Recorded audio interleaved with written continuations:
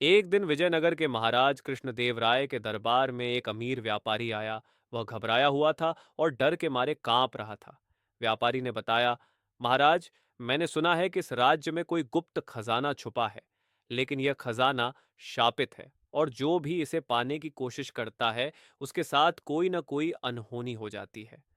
महाराज ने गहरी सांस ली और दरबार में चुप्पी छा गई। तेनालीरामा यह सब सुनकर मुस्कुराए और बोले, महाराज, इस रहस्यमयी खजाने की गुत्थी सुलझाने का मौका मुझे दीजिए।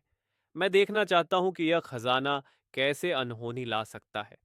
महाराज ने तेनाली की ओर संदेह भरी नजरों से देखा, लेकिन फिर उनकी हिम्मत को सराहते हुए कहा, ठीक है तेनाली, लेकिन ध्यान रहे कि यह कोई साधारण मामला नहीं है।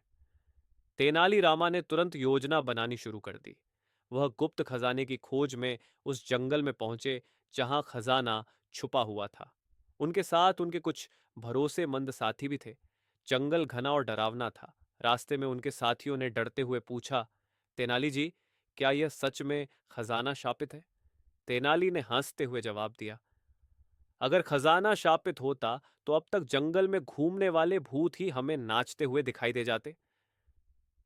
ये सुनते ही सभी हंस पड़े, लेकिन उनकी हंसी जल्द ही सस्पेंस में बदल गई जब उन्होंने झाड़ियों के पीछे किसी की हलचल सुनी।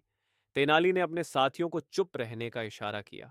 वे धीरे धीरे उस ओर बढ़े और देखा कि वहां कुछ चोर खजाना खोदने की कोशिश कर रहे थे।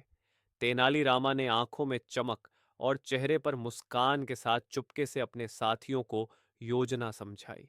वे सभी जंगल की झाड़ियों में छुप गए। तेनाली ने अपनी आवाज बदलकर डरावनी आवाज में कहा, जो भी इस खजाने को छुएगा वह शापित हो जाएगा।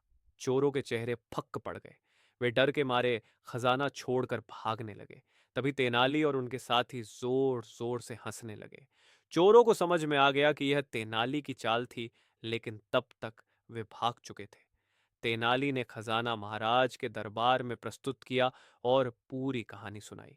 महाराज और दरबारी हंसते हंसते लौटपोट हो गए। महाराज ने तेनाली की बुद्धिमानी की प्रशंसा करते हुए कहा, तेनाली, तुम्हारी समझ और हास्य दोनों ही अनमोल हैं। और इस तरह तेनाली रामा ने एक बार फिर अपनी चतुराई और मजाकिया अंदाज से सभी का दिल जीत लिया।